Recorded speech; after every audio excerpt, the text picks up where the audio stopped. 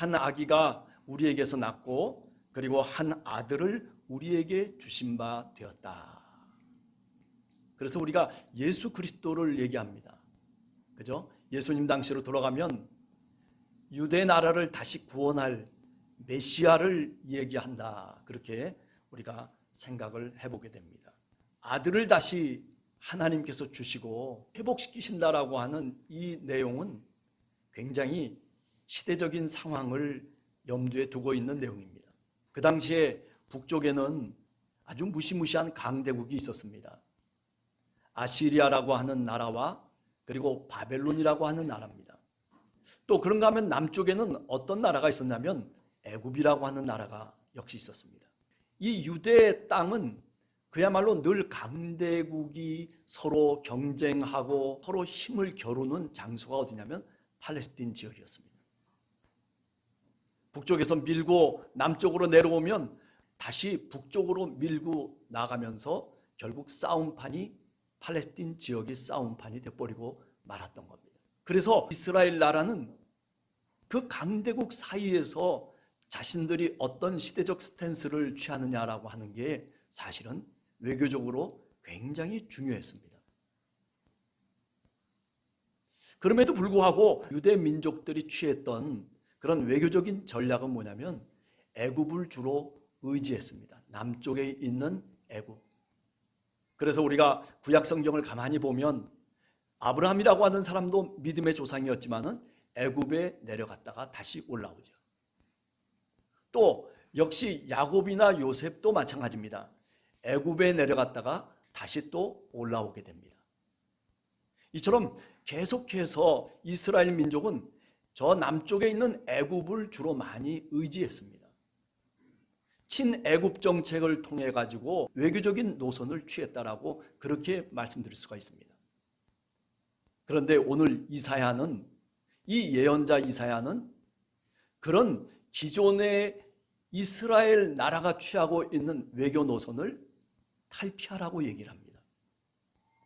우리가 보통 예언자라고 얘기하면 구약 성경에 두 가지 예언자가 있습니다. 하나는 뭐냐면 궁중 예언자라고 하는 사람들이 있어요. 이사야가 대표적인 사람입니다. 왕에게 국제 정세를 얘기하고 그리고 어떻게 외교 노선을 취해야 될지를 조언해 주는 사람이 바로 이사야였습니다. 그래서 이사야가 볼 때는 지금 전체적인 국제 정세를 통해서 볼 때 이스라엘이 취해야 될 외교 노선은 친북방 정책이라는 거예요. 아수르와 화해를 하고 그리고 바벨론과 화해를 하면서 친밀하게 지내야 된다라고 하는 그런 외교 노선을 왕에게 조언을 했지만은 그러나 왕이 그것을 듣지 않습니다. 그래서 결국 어떤 식으로 역사가 흘러가기 시작하냐면은 북쪽에서 아시리아 군대가 쳐들어오고 그리고 북쪽에서 바벨론이 쳐들어오면서 전쟁의 와중 속에서 결국 이스라엘은 완전히 멸망해서 바벨론 포로로 잡혀가게 됩니다. 역사적인 과정이 이야기 속에 들어와 있다라고 하는 것을 우리가 한번 생각해 보게 됩니다. 그렇습니다. 그때나 지금이나 강대국들은 힘을 갖고 누르려고 합니다. 아니 오늘 우리 사회도 어찌 보면 힘으로 뭔가를 만들어내고 권력을 통해서 뭔가를 이루어 나가려고 하는 그 속에서 여러 가지 갈등을 겪게 되는 것은 결국 누구냐면 일반적인 백성들입니다. 그런가 하면 종교적인 이야기들도 마찬가지입니다. 10가지 재앙을 얘기하면서 뭐 파리 재앙, 이 재앙, 무슨 재앙 해가지고 수없는 재앙들이 다 그게 뭐냐면은 남쪽의 애굽이 섬겼던 그런 우상신들의 이름입니다. 다양한 우상들이 문화적인 옷을 입고 사실은 이스라엘 백성들을 괴롭히는 겁니다. 아시리아나 바벨론도 마찬가지입니다. 강대국들의 문화가 이스라엘 민족에게 유입됩니다. 그래서 어떻게 됩니까? 물 속에다가 집어넣어가지고 사람을 인신공양하는 그런 일들까지 벌어지게 됩니다. 이게 다 뭐냐면은 그 당시에 이스라엘이 겪고 있는 역사와 문화의 모습이 바로 그와 같았다라고 얘기할 수 있는 거죠. 그런데 반해서 이스라엘에게는 어떤 신앙이 있습니까? 야훼 유일 신앙이 있는 거예요. 여호와 하나님만이 우리의 신이고 어떤 신들도 어떤 우상도 다 거짓되다라고 하는 신앙을 사실은 이스라엘이 믿음의 조상을 통해서 자신들의 조상들을 통해서 그 신앙을 유지하고 있었던 거죠. 자, 그런데도 불구하고 이런 엄청난 거짓된 종교의 영향들이 이스라엘 전역에 영향을 미쳤다는 겁니다. 그래서 어떤 식으로 이스라엘 사회가 변하기 시작했냐면은 이사야서 1장을 보면 우리가 너무나도 그 당시의 상황이 리얼하게 그려지고 있습니다. 아, 슬프다. 이 범죄한 나라요. 지금 이사야가 이 이스라엘 민족을 보면서 야훼 유일 신앙을 갖고 그 속에서 자신들의 정체성을 찾고 북쪽과 남쪽의 강대국 속에서 어떤 스탠스를 우리가 취하면서 나름대로 이 백성을 위한 정치를 해야 됨에도 불구하고 그런데 왕들이 그렇지 못한 거예요. 그래서 이야기를 합니다. 슬프다, 슬프다. 범죄한 이스라엘 백성들, 허물이 많고 하나님 앞에서 행악을 행하는 자들, 그리고 그 마음이 부패된 그 모습을 그대로 이사야 선지자가 이사야서 1장에 얘기하고 있습니다. 하나님을 버리고 이제는 패역한 세대 속에 애를 청하고 그리고 터지고 매맞고 마당만 밟고 있는 신앙의 모습을 얘기합니다. 정의는 간 곳이 없고 고아를 학대하고 이런 엄청난 사회적인 문제들이 지금 어디에 있다는 거예요? 이사야 시대에 이스라엘 민족 속에 그런 일들이 벌어지고 있었다라고 하는 것입니다. 제가 왜 이렇게 장황하게 앞에 암울한 얘기들을 내놓냐면은 그렇기 때문에 누가 필요한 거예요? 구원자가 필요한 거예요. 그렇기 때문에 한 아들이 나야 된다는 거예요. 이것은 뭐냐면은 이사야 선지자가 볼 때 새로운 인류가 출현해야 하는 말입니다. 단순하게 메시아가 태어나야 됩니다라고 하는 얘기가 아니라 지금 이사야 선지자가 볼 때는 도대체 사면초가예요. 어디로 이 이스라엘 백성이 빠져나갈 수 있는 길이 아무것도 없는 거예요. 새롭게 인류가 출생하고 둘째 아담이 다시 이 땅에 오는 방법 이외에는 다른 방법이 없을 것이라고 하는 암울함이 사실은 이 이사야 예언자의 마음속을 지배하고 있는 거예요. 하나님, 우리에게 한 아들을 주십시오. 새로운 인류를 주십시오. 그래서 고린도전서 15장에 보면 예수님을 가리켜서 뭐라고 얘기합니까? 둘째 아담이라고 얘기해요. 마태복음 1장에도 보면 성령으로 다시 하나님께서 아들을 주시는데 그 아들의 이름이 임마누엘이라고 얘기하잖아요. 이게 뭐냐면은 새로운 인류의 탄생을 얘기하고 있는 거예요. 이사야 선지자는 이렇게 암울한 삶을 살고 있었어요. 왕에게 외교적인 정책을 조언하는 이 이사야 예언자가 암울함 속에 빠져 있으니 그러니 백성들은 말할 필요가 없는 거죠. 그런데 여기서 한 가지 우리가 생각할 수 있는 것은 이런 겁니다. 7절 하반절에 보면 이렇게 얘기하고 있습니다. 만군의 여호와의 열심히 이를 이룰 것이다. 700년 전에 한 아기를 예언하고 새로운 인류가 출현해야 된다라고 하는 이런 간절한 소망을 피력하고 있는 이 말씀의 성취는 우리가 신약 성경을 통해서 보면 바로 예수 그리스도를 통해서 이루어지고 있다는 거죠.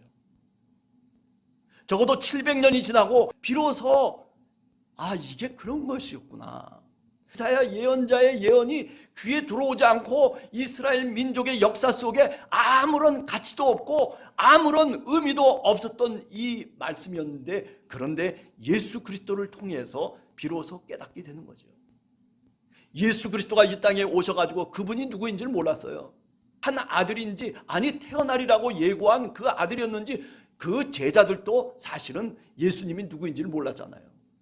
그래서 십자가에 달려 죽는 겁니다. 문제는 뭐냐면 십자가에 달려서 죽고 난 다음에 어땠어요? 다시 사셨다라고 얘기하고 있어요. 이거는 초역사적인 얘기입니다. 죽었던 자가 다시 일어나서 제자들에게 나올 수가 있고 제자들이 볼 수가 있었겠습니까? 아니 심지어는 승천하는 장면을 얘기하고 있는 많은 증언들이 신약 성경에 나오고 있잖아요. 여러분 그렇습니다. 성경은 이렇게 구약에서부터 보는 것이 아니라 예수 그리스도의 사건을 통해서 구약을 보는 거예요. 죽었다가 부활하고 그리고 우리들에게 나타나셨던 그 부활의 주님, 그 주님이 하나님 우편에 오늘 또 앉아 계셔서 우리와 함께 성령을 통해서 우리와 동행하시고 우리에게 힘과 능력과 지혜를 주시는 주님. 근데 그 주님을 어떻게 이제 증언하기 시작하냐면 이분이 바로 이 사람이었구나. 이분이 바로 이 아들이었구나. 신약시대에 예수 그리스도를 경험한 사람들이 이제 유대인들을 향해서 증언하기 시작하는 거예요. 여러분들이 지금까지 몰랐던 이사야의 예언이 바로 오늘 이렇게 죽었다가 다시 부활하신 예수 그리스도, 바로 그분을 가리키는 겁니다. 우리는 예수 그리스도 부활하신 그분을, 하나님의 아들을 우리는 경험한 사람입니다. 새롭게 하나님의 아들을 주실 것이라고 한 그 약속의 성취를 오늘 우리는 경험하고 있는 사람들입니다. 자 보십시오. 이사야 예언이 이렇게 예언되어 있지 않습니까? 라고 변증하기 시작하는 거죠. 구약 성경은 예수 그리스도의 사건을 통해서 비로소 무의미했던 말씀들이 의미 있는 말씀으로 다가오는 거예요. 아니 구약 성경에 약속했던 그 약속들이 실패로 끝났음에도 불구하고 그것이 다시 성취로 다시 회복되기 시작하는 것은 바로 예수 그리스도가 이 땅에 오셨기 때문입니다. 만약에 예수 그리스도가 이 땅에 오지 않았다면 하나님이 아브라함과 언약한 언약도 사실은 별 볼 일 없는 무가치하고 무의미한 것이었을 거예요. 다윗의 왕조를 통해서 하나님이 이스라엘을 회복하고 온 인류를 다시 회복할 것이라고 하는 그 언약의 말씀이 예수 그리스도가 이 땅에 오지 않았더라면 그 말씀은 그냥 영원히 저 무덤 속에 묻혀질 수밖에 없는 말씀이었을 거예요. 그런데 어떻게 했습니까? 예수 그리스도가 이 땅에 오심을 통해서 그 말씀이 다시 힘있게 살아나기 시작한 거예요. 아 그렇구나. 예수 그리스도가 누구냐? 아 부활하신 그분이 누구냐? 다윗의 혈통으로 이 땅에 오신 분이었습니다. 그분이 다윗의 자손이었습니다. 보십시오. 족보를 보십시오. 이렇습니다. 저렇습니다. 그렇게 얘기하면서 결국 성경을 뒤져보니 아 하나님이 이렇게 이스라엘 민족에게 약속을 주셨었구나. 비로소 깨닫는 거죠. 여러분 신앙이라고 하는 것은 하나님이 나와 함께 동행하시고 하나님이 내 삶 속에서 역사하신다라고 하는 것은 그 당장에 몰라요. 지나고 난 다음에 비로소 우리가 신앙을 경험하고 하나님을 통해서 우리가 새로운 신앙의 고백을 하고 난 다음에야 비로소 우리는 과거에 우리를 이렇게 인도하셨던 하나님의 은혜를 얘기할 수 있는 거예요. 이사야 예언자가 이렇게 예언하고 있는 것은 이사야 예언자가 예언했기 때문에 예수 그리스도가 탄생하고 이사야 예언자가 예언했기 때문에 예수 그리스도가 이랬다라고 얘기하는 게 아니에요. 예수 그리스도가 있기 때문에 이 예언이 빛을 발하는 거예요. 예수 그리스도의 사건이 중심인 거예요. 여러분 우리 인생에 있어서도 마찬가지예요. 내가 이 세상을 살아가는 의미가 도대체 뭘까라고 얘기할 때 예수 그리스도를 만나지 않고서는 사실은 내 역사 속에 내가 걸어왔던 많은 자취들이 의미가 없는 거예요. 그런데 예수 그리스도를 만나면 아 내가 살아왔던 인생의 자취들이 의미를 찾기 시작해요. 아 그러네. 이제 보니 그때도 하나님이 함께 하셨네. 이제 보니 그때 하나님의 섭리가 있었네. 야 그때 하나님이 내게 사실은 은혜를 주셨구나. 그때는 슬프고 아프고 가슴이 찢어지는 것 같았는데 그런데 지금 예수 그리스도를 만나고 난 다음에 그 사건을 돌이켜보니 그것도 하나님의 섭리였다는 거예요. 감사합니다.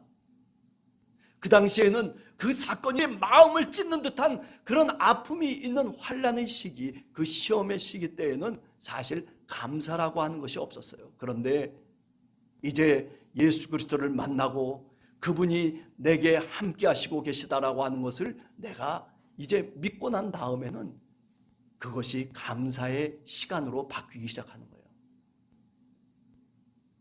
여러분, 시간이라고 하는 것은 과거가 있는 게 아니에요. 우리 기억을 바꾸는 거예요. 우리 기억을 바꾼다라고 하는 것은 뭐냐면 우리가 새롭게 해석하는 거예요. 내 시간을 새롭게 해석하는 거예요. 왜 내가 우리 아버지를 만났을까? 왜 내가 우리 엄마를 만났을까? 왜 나는 이런 가정에서 출생했을까? 왜 나는 저 시골에서 아무도 모르는 그런 곳에서 출생해가지고 왜 내가 이럴까 저럴까 뭐 별의별 이야기들을 하고 생각들을 할 수 있지만, 그러나 예수 그리스도를 믿는 사람들은 그렇게 생각질 않아요. 예수님을 만났다라고 하는 것 때문에 모든 게 바뀌어지기 시작하는 거예요. 하나님 감사합니다. 그때도 하나님이 나와 함께 하셨습니다. 여러분, 오늘 이 이사야 예언자가 이렇게 예언하는 것은 이 예언을 했기 때문에 예수 그리스도가 이 땅에 오신 것이 아니라 예수 그리스도가 이 땅에 오셨기 때문에 이 예언이 정말 하나님의 말씀이 되는 겁니다. 우리가 인생을 살아가면서도 예수 그리스도가 내게 오셨기 때문에, 예수님을 내가 영접했기 때문에, 예수님을 내가 만났기 때문에 내 삶의 시간이 다시 되살아나기 시작하는 거예요. 참혹했던 시간, 죽음의 시간, 어둠의 시간, 슬픔의 시간, 눈물의 시간, 그런데 그것들이 이제는 새롭게 우리 주님을 고백하는 감사의 시간으로 바뀌어지기 시작하는 거예요.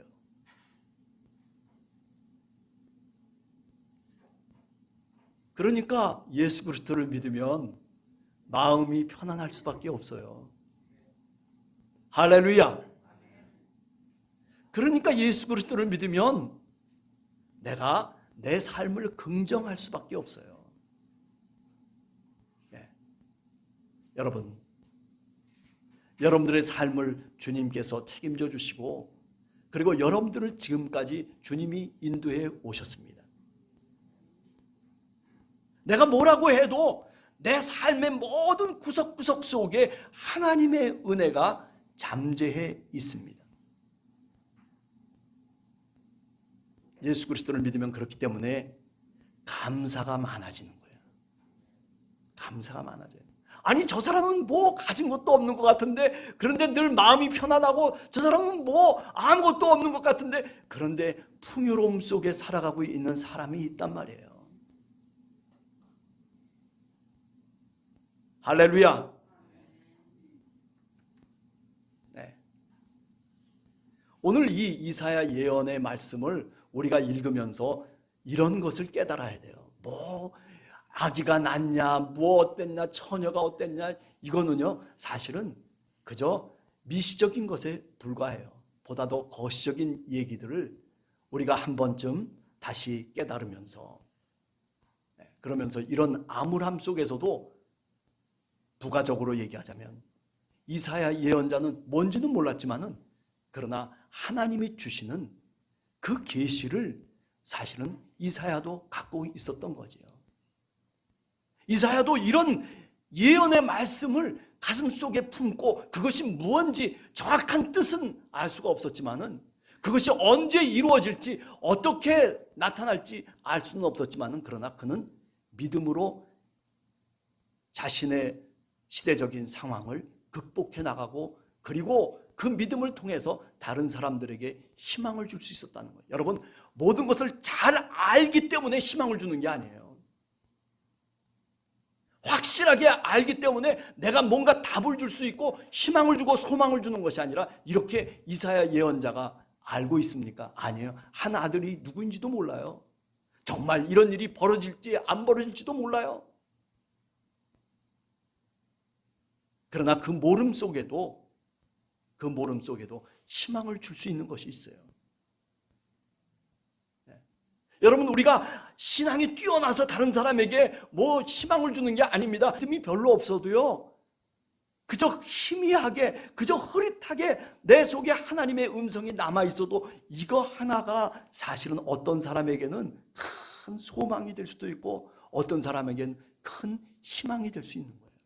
어떤 사람에게는 내가 갖고 있는 이 별 볼 일 없고 그저 아주 작은 것 하나도 어떤 사람에게는 큰 힘과 능력이 될 수 있는 거예요. 그래서 너에게 겨자씨만한 믿음이 있느냐? 그러면 이 산을 옮겨서 저 바다에 심기우라면 심기울 것이다 라고 얘기하는 주님의 말씀은 바로 이런 것을 의미하는 거죠. 할렐루야. 예. 안심하세요. 걱정하지 마세요. 예. 하나님이 여러분들을 이끌어 주십니다. 예. 하나님이 이끌어 주십니다. 기도하겠습니다.